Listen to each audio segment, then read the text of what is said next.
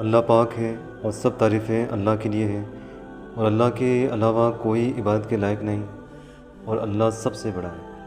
بے شک اے اللہ رحمت نازل فرما محمد صلی اللہ علیہ وسلم پر اور محمد صلی اللہ علیہ وسلم کی آل پر، جس طرح تو نے رحمت نازل فرمائی ابراہیم علیہ السلام پر اور ابراہیم علیہ السلام کی آل پر۔ بے شک تو شکر و تعریف کے لائق اور بزرگ ہے۔ اے اللہ برکت نازل فرما محمد صلی اللہ علیہ وسلم پر اور محمد صلی اللہ علیہ وسلم کی آل پر، جس طرح تو نے برکت نازل فرمائی ابراہیم علیہ السلام پر اور ابراہیم علیہ السلام کی آل پر۔ بے شک تو شکر و تعریف کے لائق اور بزرگ ہے۔ میں شیطان مردود سے بچنے کے لیے اللہ کی پناہ میں آتا ہوں۔ شروع اللہ کا نام لے کر جو بڑا مہربان نہایت رحم والا ہے۔ وَتَعَاوَنُوا عَلَى الْبِرِّ وَالتَّقْوَى، اور تعاون کرو نیکی اور پرہیزگاری کے کاموں میں۔ وَلَا تَعَاوَنُوا عَلَى الْإِثْمِ وَالْعُدْوَانِ، اور مت تعاون کرو، مت مدد کرو ایک دوسرے کی گناہ اور زیادتی کے کاموں میں۔ اب یہ ایک آیت ہی متقاضی ہے کہ 1 گھنٹہ بولا جائے۔ بعض آیات، بعض احادیث اتنی جامع ہوتی ہیں کہ وہ زندگی کے ہر پہلو کو کور کر رہی ہوتی ہیں۔ جیسے بخاری اور مسلم کی جو حدیث ہے، بخاری میں وہ پہلی حدیث ہے، مشکات والوں نے بھی وہ پہلی حدیث لی مشکات میں، انما الاعمال بالنیات، اعمال کا دار و مدار تو صرف نیتوں پہ ہے۔ جب تک نیت درست نہیں ہوگی نیک عمل کا بھی ثواب نہیں ملے گا، چاہے کتنا مرضی نیک عمل ہو۔ اب دنیا کا ہر کام جو نیکی سے تعلق رکھتا ہے وہ اس کیٹیگری میں فال کرے گا۔ اب ریاکاری کے لیے کیا، اللہ کے لیے نہیں کیا، عمل برباد ہو جائے گا۔ اب یہاں پہ آپ دیکھیں کہ نیکی اور پرہیزگاری کے کاموں میں ایک دوسرے کی مدد کرنی ہے، برائی میں الگ رہنا ہے۔ اب دنیا کا ہر کام اس کے اندر فال کرتا ہے۔ دنیا میں کوئی بھی نیکی کا کام ہے اس میں آپ نے لوگوں کی مدد کرنی ہے، اور برائی کے کام میں الگ رہنا ہے۔ لوگ 50 پرچیاں لکھ کے یہاں بھیج رہے ہوتے ہیں، بتائیں جی یہ کام کروانا چاہ رہے ہیں ہمارے دفتر میں لوگ، لیکن یہ ہے غلط ہے، میں کروں نہ کروں؟ سر یہ آیت قرآن میں لکھا ہوا ہے، نیکی اور پرہیزگاری کے کاموں میں ایک دوسرے کی مدد کرو۔ اور اس کو سپورٹیو حدیث صحیح مسلم کی، گناہ وہ جو تیرے دل میں کھٹکے اور تو اس بات سے آر محسوس کرے کہ لوگ اس پر مطلع ہو جائیں۔ اور جامعہ ترمذی میں حدیث کہ نبی علیہ السلام نے فرمایا، حضرت حسن ابن علی کہتے ہیں کہ بیٹا جو چیز تجھے شک میں ڈال دے اسے چھوڑ دے۔ یہاں لوگوں کو یقین ہوتا ہے برائی کا، پھر بھی علماء سے پوچھ رہے ہوتے ہیں کہ حضرت آپ بتائیں کہ یہ میں کروں یا نہ کروں۔ وہ دوسرے الفاظ میں یہ کہنا چاہ رہے ہوتے ہیں آپ ہمارے گناہ کا بوجھ اٹھا لیں، اسی تے کم پانا ہے لیکن ساڈی کی طرح پکڑ نہ ہو جائے، سرکار تسی یہ بوجھ اٹھاؤ، تو وہ کر رہے ہوتے ہیں۔ اور اس آیت سے یہ بھی پتا چلا کہ ظاہری اسباب میں مدد مانگنا شرک نہیں ہے۔ وہ اکثر کہہ رہے ہوتے ہیں نا جی امی سے روٹی مانگیں گے تو شرک ہو جائے گا، اگر امی سے روٹی مانگ سکتے ہیں تو شیخ عبد القادر جیلانی سے مدد کیوں نہیں مانگ سکتے؟ ڈسپرین کی گولی اگر مشکل کشا ہو سکتی ہے تو خواجہ اجمیری مشکل کشا کیوں نہیں ہو سکتے؟ بھئی خواجہ اجمیری صاحب تو قبر میں ہے، ڈسپرین کی گولی تو سامنے موجود ہے، وہ ظاہری سبب ہے، پانی تو سامنے موجود ہے، روٹی تو سامنے موجود ہے، امی تو سامنے موجود ہے۔ کوئی مری ہوئی ماں سے بھی روٹی مانگتا ہے قیامت تک بھوکا ہی مرے گا، پھر بھوک ہڑتال ہی مرے گا۔ یہ دو ڈیفرنٹ چیزیں ہیں۔ اسباب آپ کافر سے بھی لے سکتے ہیں۔ بخاری مسلم دونوں میں حدیث ہے کہ نبی علیہ السلام کی زرہ گروی رکھی ہوئی تھی ایک کافر کے پاس چند اناج کے دانوں کے عوض، آپ نے تو کافروں سے مدد لی ہے۔ جی خیبر میں نبی علیہ السلام نے حضرت علی سے مدد مانگی، بھئی حضرت علی سامنے موجود تھے، جنگ کے لیے بلایا، مدد مانگی کیا؟ پہلے تو مدد کی، آشوب چشم تھا، اپنی مبارک تھوک لگائی، ان کو شفا ہوئی۔ یہ تو سارے کہتے ہیں مدد مانگی، یہ کیا کرو پہلے مدد کی تھی، اس تو بعد ڈیوٹی لائی۔ تو حضرت حمزہ کو کیوں نہیں بلایا خیبر میں؟ وہ جی فوت ہو چکے تھے، شہید ہو چکے تھے۔ نہیں، شہید تو زندہ ہے، اس کو مدد کے لیے آپ تو پکارتے ہیں، تو حضور نے کیوں نہیں پکارا؟ اگر بدر کی کمانڈ، احد کی کمانڈ حضرت حمزہ کے حوالے تھی تو خیبر کی کمانڈ بھی ان کے حوالے ہونی چاہیے تھی، روحانی طور پہ کمانڈ کر لیتے۔ اس زمانے میں یہ عقیدے، یہ کہانیاں ہوتی ہی نہیں تھی، کسی کے دماغ میں بھی یہ بات نہیں آتی تھی کہ یہ کام ہو جائے۔ تو یہ آیت وہ اکثر پیش کر رہے ہوتے ہیں کہ مدد، ایک دوسرے کی مدد مانگنے کا تو حکم ہے، مدد مانگنے کا حکم ہے جو اسباب میں ہے۔ جو اسباب میں چیز داخل نہیں ہے وہ پھر کہتے ہیں جی دیکھیں نبی علیہ السلام سے لوگوں نے ما فوق الاسباب چیزیں بھی مانگی ہیں۔ مثلا بخاری مسلم میں آتا ہے کہ حضرت ابو ہریرہ نے کہا کہ میری یاداشت کمزور ہے۔ اب یاداشت تو اسباب میں نہیں آتی، بالکل ٹھیک ہے، لیکن سر وہ جو انہوں نے کہا تھا، نبی علیہ السلام تو سامنے موجود تھے، جن سے دعا کروانی تھی، جن کا معجزہ ظاہر ہونا تھا، تو سامنے تھے نا۔ تو ٹھیک ہے، رسول اللہ آج بھی موجود ہوں، ہم اپنے ہر مسئلے کے لیے آپ کے پاس جائیں گے۔ صحیح بخاری میں آتا ہے ایک صحابی کی پنڈلی ٹوٹ گئی تو نبی علیہ السلام نے اس پہ ہاتھ پھیرا، پنڈلی بالکل ٹھیک ہو گئی۔ لیکن آج اگر کسی کی پنڈلی ٹوٹتی ہے تو ہم اسے روضہ شریف پہ تو نہیں لے کے جائیں گے، آرتھوپیڈک سرجن کے پاس لے کے جائیں گے۔ آپ روضہ شریف پہ لے بھی جائیں تب بھی کچھ نہیں ہوگا، کیونکہ نہ نبی علیہ السلام نے باہر تشریف لانا ہے، نہ ہاتھ پھیرنا ہے، اور نہ آپ کو شفا ہونی ہے۔ اگر آپ سمجھتے ہیں ایسا ہو سکتا ہے تو کریں، سرکار قربانی کریں۔ ایک بندہ اگر پنڈلی کی ہڈی توڑوا کے اپنے زوم میں پوری امت کے عقیدے ٹھیک کر سکتا ہے تو کرو پھر۔ آج کل تو ایسے انجیکشن آئے ہیں کہ وہ آپ کو سن کر کے ہڈی توڑ دیں گے، آپ کو پتہ بھی نہیں چلے گا۔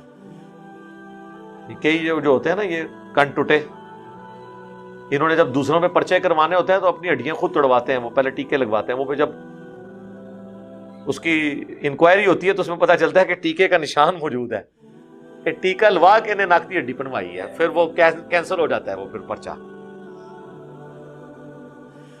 ٹیکے لواؤ، ہڈیاں پنواؤ تو پریکٹیکلی کر کے بتاؤ، ایسے تو نہیں ہوگا۔ اور صحیح بخاری میں 1010 نمبر حدیث ہے، 1010، اِنَّا كُنَّا نَتَوَسَّلُ إِلَيْكَ بِنَبِيِّنَا، اے اللہ پہلے ہم رسول اللہ کے وسیلے سے تیری طرف متوجہ ہوتے تھے، اب ان کے چچا کو لے کے آئے، ان کی دعا کی برکت سے بارش نازل فرما۔ حضرت عمر نے تو نہیں کہا یا رسول اللہ پہلے ہم رسول اللہ سے دعا کرواتے تھے، اب یا رسول اللہ آپ کی قبر پہ آئے ہیں، آپ اللہ سے دعا کریں۔ نہیں ہوا۔ قبر رسول پہ شفاعت مانگنا، اس پہ میرا ڈیٹیل لیکچر ہے، وہ ایک جعلی واقعہ عرابی والا پیش کرتے ہیں۔ میں نے کہا صحیح بخاری میں موجود ہے، حضرت عمر کا عقیدہ امت کو انہوں نے دیا۔ اور حضرت عمر تو وہ صحابی ہیں جن کے بارے میں صحیح مسلم میں آتا ہے، ایک سفر میں جب پانی کم پڑ گیا تو حضرت عمر نے حضور کو آ کے ریکویسٹ کی کہ یا رسول اللہ ہم تھوڑا بہت پانی اور راشن جمع کر کے آپ کو دیتے ہیں، آپ اس میں برکت کی دعا کریں تو سب کے لیے کفایت کر جائے۔ اور یہی ہوا، نبی علیہ السلام نے اس پہ دعا کی، اپنا ہاتھ رکھا، ایک کٹورا جو ہے وہ اتنے لوگوں کے لیے کفایت کر گیا۔ اور بخاری مسلم میں آتا ہے صلح حدیبیہ میں تو 1500 صحابہ نے ایک کٹورے سے وضو کیا، پانی پیا، جانوروں کو پلایا اور سٹور بھی کر لیا۔ اور جابر بن عبداللہ کہتے ہیں ہم 1 لاکھ بھی ہوتے تو وہ پانی زیادہ تھا۔ تو یہ برکت حضرت عمر کرواتے تھے، تو وہ حضرت عمر نعوذ باللہ حضور کی وفات کے بعد آپ کی برکت کے قائل نہیں رہے تھے، ان کو پتا تھا اب ہماری کمیونیکیشن نہیں ہو سکتی،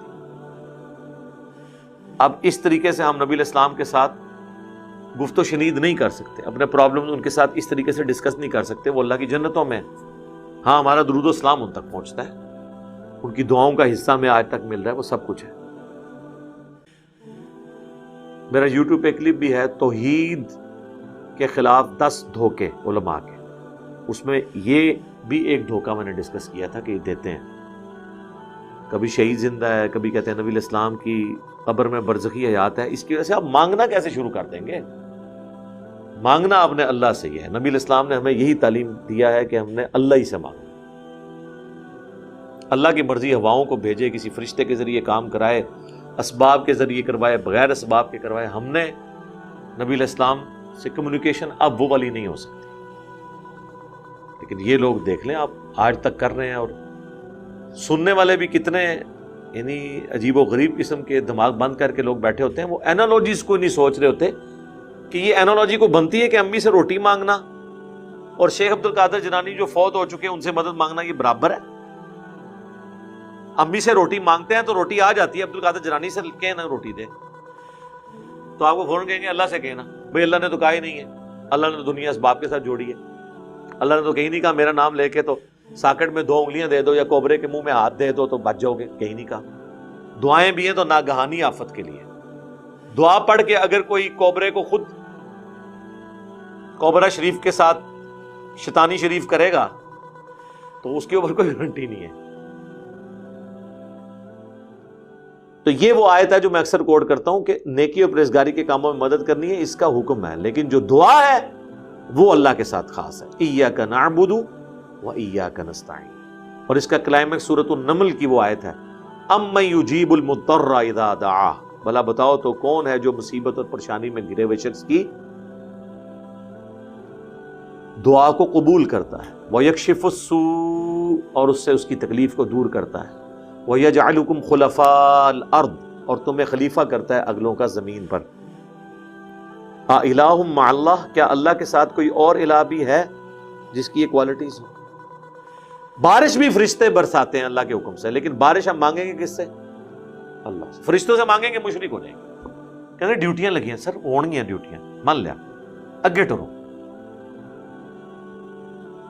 ڈیوٹی لگنے سے کیا ہوگا؟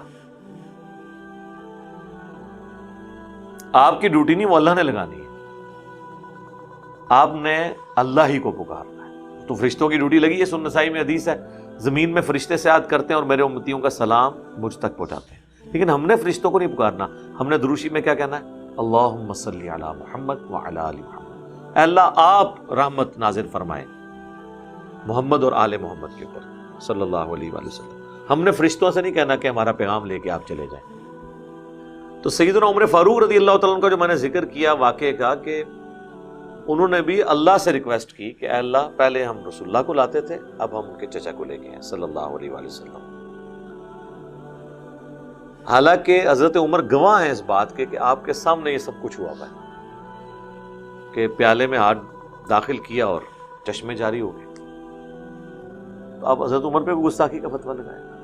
اچھا، اس میں ایک بڑا لطیف نکتہ ہے کہ نبی علیہ السلام نے جب کبھی بھی اس طریقے سے کوئی برکت کی دعا کی ہے نا، تو پہلے کوئی چیز ایگزسٹ کرتی تھی.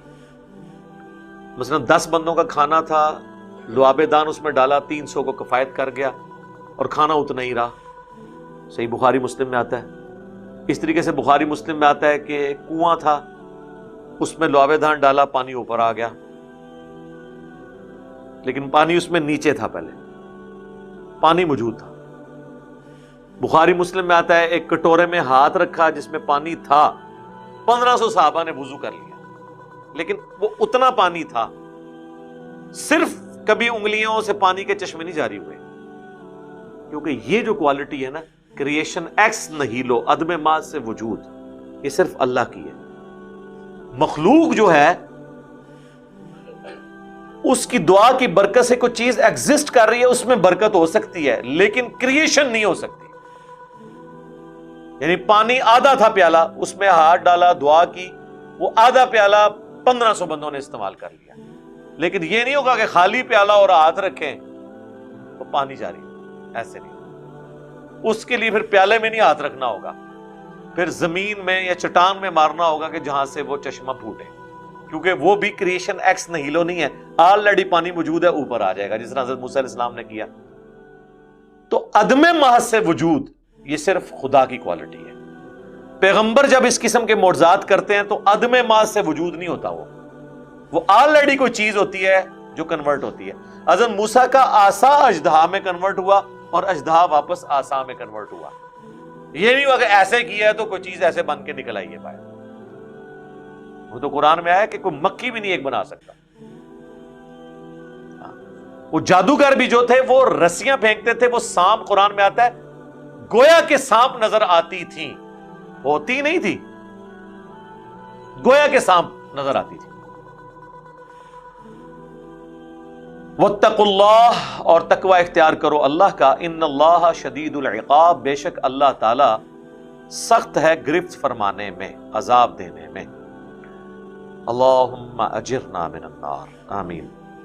سب تعریفیں اللہ ہی کے لیے ہیں جو اکیلا ہے، اور درود اور سلام ہو اس کے آخری پیغمبر محمد صلی اللہ علیہ وسلم پر، صلی اللہ علیہ وسلم.